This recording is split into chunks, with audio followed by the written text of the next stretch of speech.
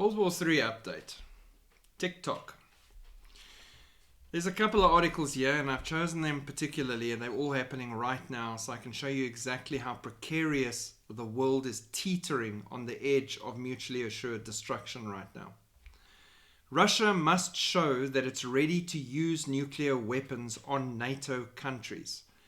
Karaganov suggested in Wednesday's interview that Moscow should consider a limited nuclear strike on a NATO country to signal its readiness to escalate if necessary, without providing a full-scale conflict.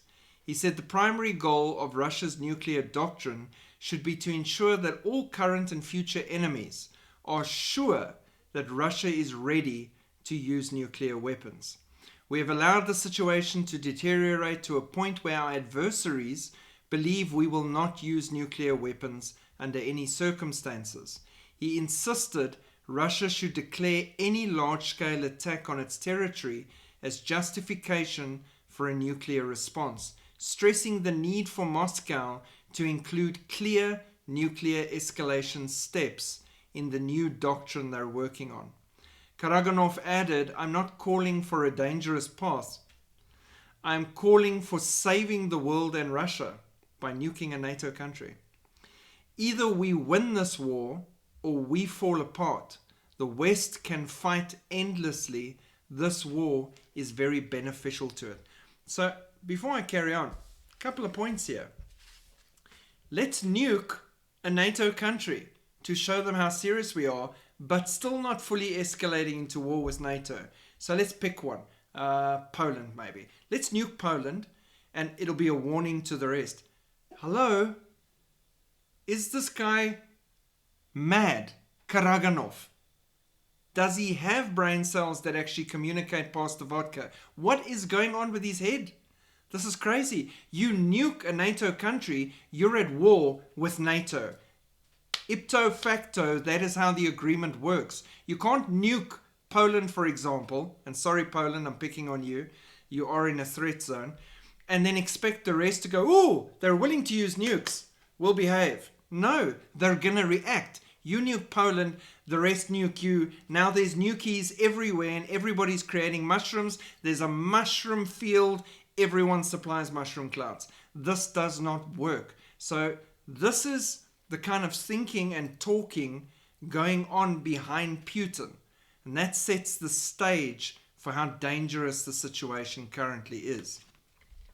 Vladimir Putin sent a direct threat to the UK over act of war move against Russia. He said if the West allows their weapons to strike Russian targets, it would mean that NATO would be at war with Russia. Now, I've got to agree with that.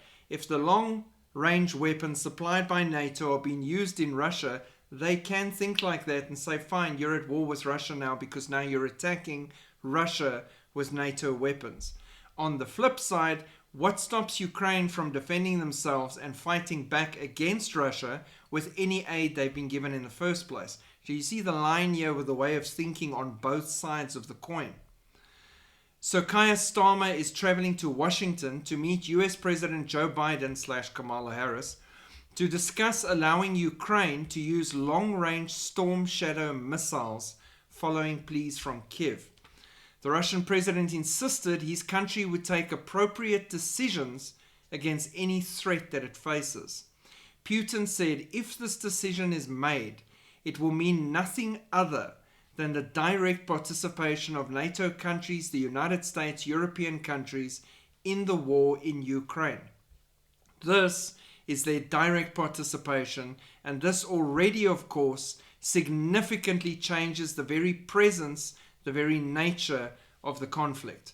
This would mean NATO countries, the United States and Europe are at war with Russia. And if that is the case, bearing in mind the change and in the very essence of the conflict, we will take appropriate decisions based on the threats posed on us. So that's threat number one. My problem with this is he's a clever man, way cleverer than me. He knows NATO's involved in this conflict.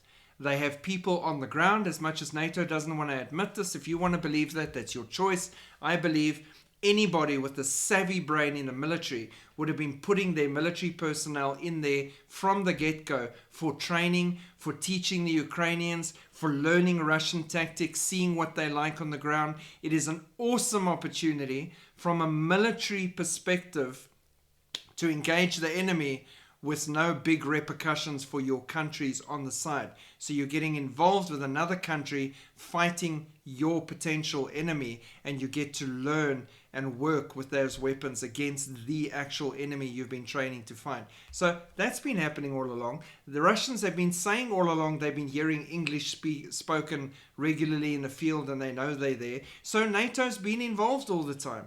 Now you want to say that if the missiles get used, then NATO's involved. Come on, man. You know they've been involved from the beginning. We're looking for an excuse to tip this into a wider conflict. That is what's going on here at the moment. Russia formally notifies the United Nations. So they threaten the UK and warn them, and then they turn to the United Nitwits.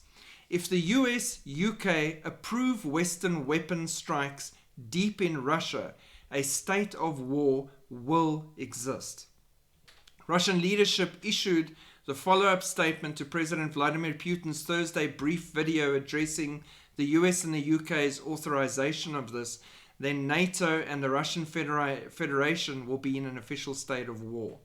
On Friday, the ambassador to the United Nations, Vasily Nebenzia, informed the UN Security Council that NATO countries would start an open war in allowing Western long-range missiles to target Russia. If such a decision is made, it means NATO countries are starting an open war against Russia. Moscow's envoy induced, in this case, we will obviously be forced to make certain decisions with all the attendant consequences for Western aggressors.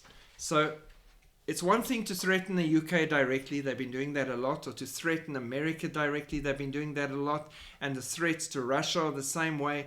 When you make it public and an official statement at the United Nations, you're telling the world, we're about here now.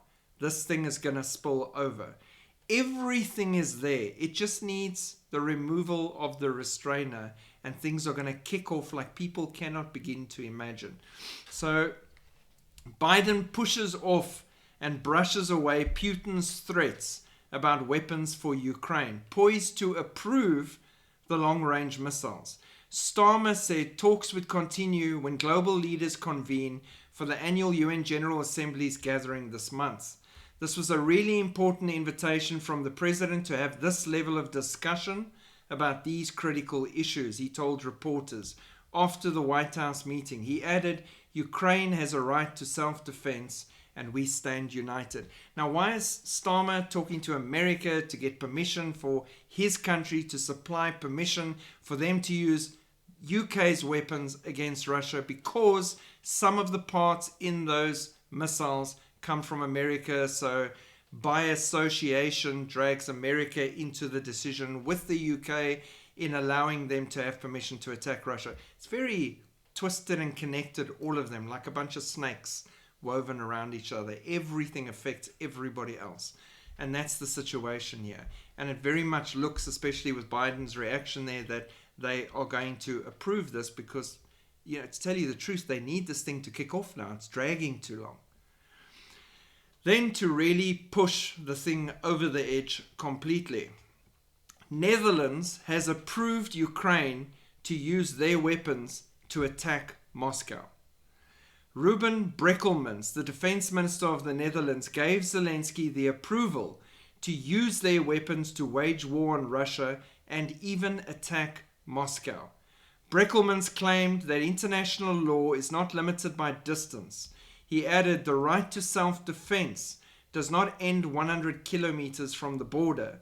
He has now placed the Netherlands in the crosshairs, being the first to authorize Ukraine to start killing civilians in Russia. Russia is also killing civilians in Ukraine. Again, I'm not picking a side in this horrible conflict. I'm saying this affects people on both sides.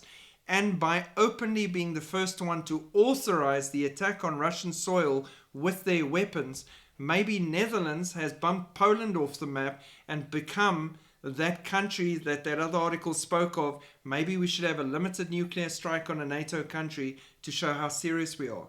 Maybe they decide to hit the Netherlands. Again, I'm not fear-mongering.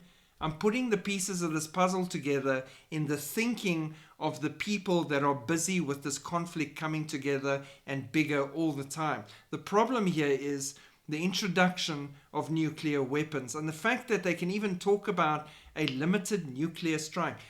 It's a nuclear strike. There shouldn't even be a nuclear strike. In a better time, we wouldn't even have considered it. People would have automatically said, are you mad? But 2024, end of the time of mankind, beginning of the tribulation period rolling up on our doorstep, everything coming to a head for the end of the age of man. Yes, it's normal now that everyone accepts nukes and the threat of nuclear warfare and worries more about is there bread and toilet paper in the stores. It's a crazy time to be alive. Please pray for everybody in these countries that are stressed, that are worried, that are living in the shadow of all this chaos. Pray for them to turn to the Lord Jesus Christ and seek His hope, His peace, His guidance in these situations. Because when you have Jesus, you have no fear. God bless. Keep looking up. Time is running out. Shalom.